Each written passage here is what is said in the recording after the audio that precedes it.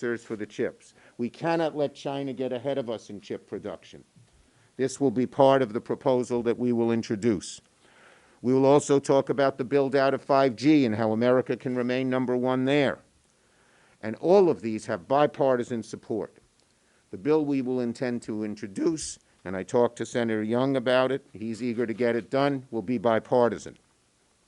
Our intention is to put this legislation on the Senate floor for a vote this spring. To get a little more specific, the new legislation must achieve three goals. Enhance American competitiveness with China by investing in American innovation, American workers, American manufacturing. Invest in strategic partners and alliances, NATO, Southeast Asia, and India, and expose, curb, and end, once and for all, China's predatory practices, which have hurt so many American jobs. We're looking at emergency funding to implement the bipartisan semiconductor program as part of this package. You all know about the chip shortage. I want this bill to address America's short-term and long-term plan to protect the semiconductor supply chain and to keep us number one in things like AI, 5G, quantum computing, biomedical research, storage. All of these things are part of the bill and the Endless Frontiers Act. So we need to get a bill like this to the President's desk quickly to protect America's long-term economic and national security. Senator Durbin. My thanks to Leader Charles Ellis Schumer, who is... Remember what his name was? I gave him a name a few weeks ago. Anyone remember? Come on. You get first question. You get first question if you remember. This is a contest. This is a serious news conference. Yussel. First question goes to Mr. Punch Bowl. By the way, forget it. I'm going to give you my name, and you remember it. Mine's harder. Charles is usually Chaim, but it's not Chaim. Chaim means life. Mine is Yeshayahu, that's Isaiah. Next week, first question. Go ahead. I know why we came, but I can't remember. Last night, President Biden paid a tribute to the 500,000 that we have lost and their families as an acknowledgement of the pain and loss that America has sustained. This president is not running away from reality. He is facing it. And he's asking Congress to join him in uniting and healing our nation. Last year, almost 12 months ago exactly, 96 senators, Democrats and Republicans, in a bipartisan show of support, passed the CARES Act, a more than $2 trillion rescue plan, the largest spending bill ever enacted by Congress. Then in December, when the measure came up for another $900 billion that was needed, 92 senators voted. A strong bipartisan vote. Can we expect anything less when President Biden brings us the American Rescue Plan?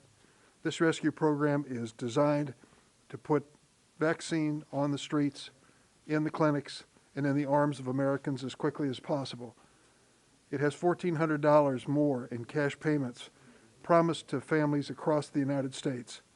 There is money in this as well to deal with the deadline that we face in terms of unemployment benefits on March 14th, help for those who are renting and can't afford to pay, emergency provisions across the board for schools, individuals, families, businesses, and it needs to be passed quickly. I joined Senator Schumer in asking the Republicans to put aside politics and to stand with Joe Biden and with the American people now. The second point I would like to make is we concluded the hearing on Merrick Garland, the nominee to be Attorney General of the United States today. There was a good happy ending to it that wasn't anticipated. Senator Tom Tillis, the Republican of North Carolina, didn't make our hearing yesterday in person, but he wanted to come in today to say a positive thing about Merrick Garland and to announce that he was voting for him. There's another Republican senator who's told me the same. I think it is a growing trend. His presentation before the committee was as powerful as any nominee I've ever seen. He answered every question, and he did it with class and with professionalism and obviously with an understanding of the law. We need him now in the Department of Justice. I hope that we can find a way to move him quickly. He is the last person in the team when it comes to national security who should be in place. We've taken care of the Department of Defense, taken care of the Director of National Intelligence, Department of Homeland Security. Let's put an Attorney General on the job as quickly as possible. I think we'll be able to report him on Monday from the Judiciary Committee, and I hope Senator Schumer is successful in bringing this to the floor as quickly as possible. Thank you. Just one other point that Senator Durbin reminded me. COVID crisis rages, a Republican president. Democrats come together with Republicans and pass 2 bills, or 4 bills, really. Democratic president, Republicans don't even work with Democrats. If anyone doubts who's more interested in bipartisanship, just look at that. Bresnahan, go ahead. I want to ask you about the minimum wage. There's been a lot of talk about it inside the caucus. Senator Manchin has said he's opposed to $50 minimum wage, which you support. Would you support something less, $11? Okay, look, the first step is to go before reconciliation, before the parliamentarian. That will occur on Wednesday. Bernie Sanders and I are arguing very strongly for $15 and for it to be reconcilable. We're going to await her judgment before we go any further. Would you support anything less? Next question. Yes. Thank you, Mr. Leader. Wondering if you can tell us anything more about March 4th. There's chatter that there could be another potential plan, something like what we saw on January 6th. And is the security apparatus here ready for something like that? Well, the security apparatus is a lot better than it was on January 6th. You can just walk around and see all the National Guards men and women. I see a whole lot of them from New York. So that's much better. Obviously, there's more protection around the Capitol, and obviously the police forces are more alert. But you can always do better, and that's why we're having the hearing today, and that's why we're doing a thorough investigation as to what went wrong, and then try to make sure it's improved so it never, ever happens again. Have you decided at this point, or do you have a preference for how you would deal with the immigration debate? Do you see it as a comprehensive debate or something more piecemeal with the DMAC? Well, look, I was proud to co-sponsor the comprehensive immigration bill along with Senator Durbin, Senator Menendez. I'd like to see a pathway for citizenship to 11 million. I'd like to see America be more friendly to immigrants who are needed for both family reunification and jobs. So my preference is to pass a comprehensive bill.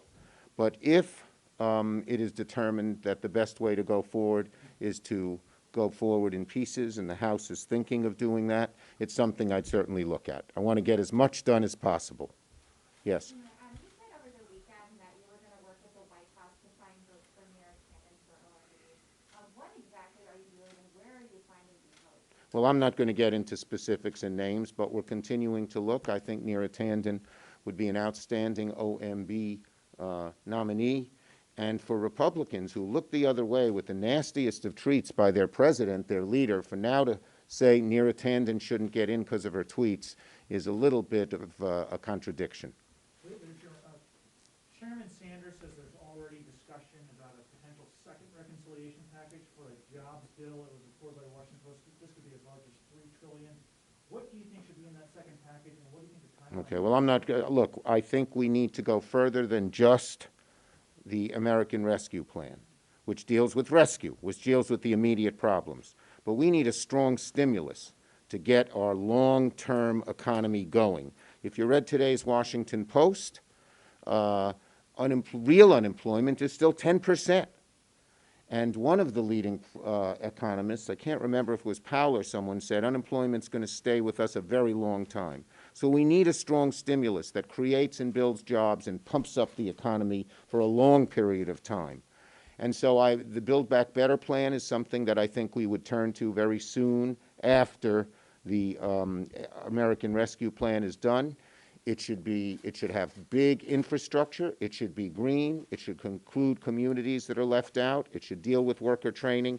The purpose is to get the economy going at a fast clip once and for all, so we can have the growth that we had in the 70s and 80s, not the growth we've had since 2000, which has been very low. Yes?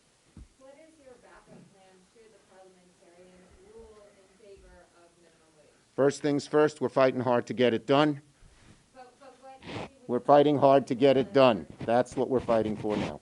Leader Schumer, I wondered what your thoughts were on today's first open hearing on the January 6th attack, and what do you want to hear tomorrow from the acting Capitol Police Chief and acting Sergeant at Arms, and what do you want to see? Look, we want to see what went wrong and what we can do to make it better.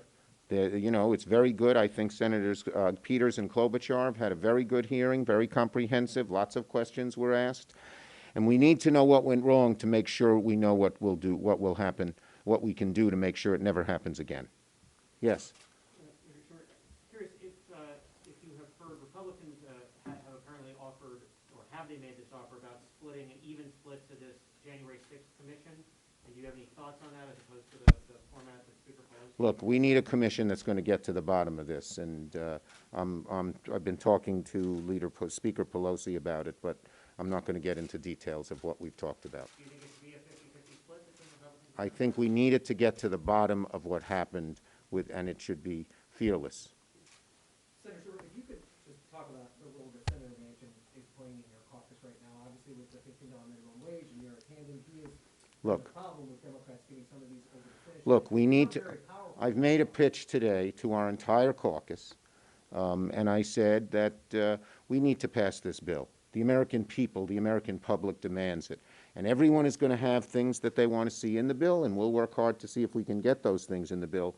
But job number one is to pass the bill. Pass the bill we must, and I have confidence we will do it. Last one. We're seeing Senator Manchin the power any one senator can have in a 50-50 split. What are you doing to make sure that everybody stays united on upcoming nominations and reconciliation? This is my answer. I speak to my members all the time, and I have a leadership team that meets Monday night. On that leadership team are Bernie Sanders and Elizabeth Warren, of course Dick Durbin, and Joe Manchin and Mark Warner. And we discuss it out. And so far, we've had great unity.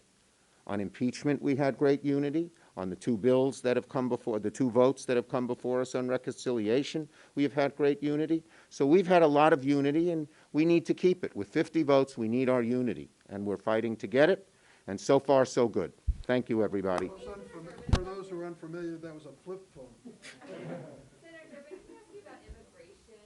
You have this big You wanna stay, immigration you bill, and also your DREAM Act proposal. So do you think that both would be able to pass the Senate, or which one are you prioritizing? Well, let me tell you, we're watching first for the House action. We think the Dream and Promise Act will pass, we hope, as well as a farm labor bill will pass and be sent to us, which would certainly be a good starting place, I think, for immigration. What I am doing is reaching out not only on my side of the aisle, but to individual Republican senators, some of whom would surprise you. I'd gone to them and I said, I've never brought up immigration with you before.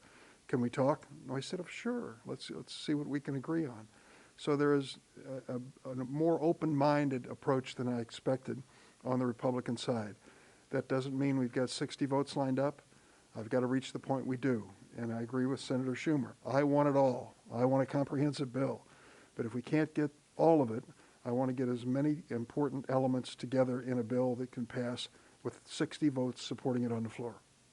Okay? Can we ask you on the minimum wage, legally follow that question then? If he won't answer it, don't put me. Okay, but how about a question on Senator Manchin's role inside the caucus? I talk to Joe all the time. I'm part of the group. I managed to sneak in the door. The group of 18 senators, 9 Democrats and 9 Republicans. And I've worked with them for months, and it's a wonderful group. Joe has won the respect of many of the people in the group as well as in his own caucus, but he's an independent-minded person. And I can sit down and talk to him. I can't always bring him to agreement, but he's always willing to sit down and explain his point of view and be open to new thoughts. That's the most any whip could ask of any member. Okay? Senator Schumer seemed to indicate that what he told his caucus at lunch was, we have to pass this bill, seeming like it's a message to Manchin that he has to get on board. Is that how you interpret it? It was a message to the whole caucus. When you get into this bill and see all the provisions and sections in it, I want to make some calls down to Schumer's staff. There are 2 or 3 things that are important to me and 2 or 3 things that may be under attack here in the Senate. So I'm sure that's going on, and he's begging all of us, despite any differences with any one section of the bill, that we hang together. This is the signature provision of the Biden administration in terms of dealing with the pandemic and the economy, and we need to stick together. That's it.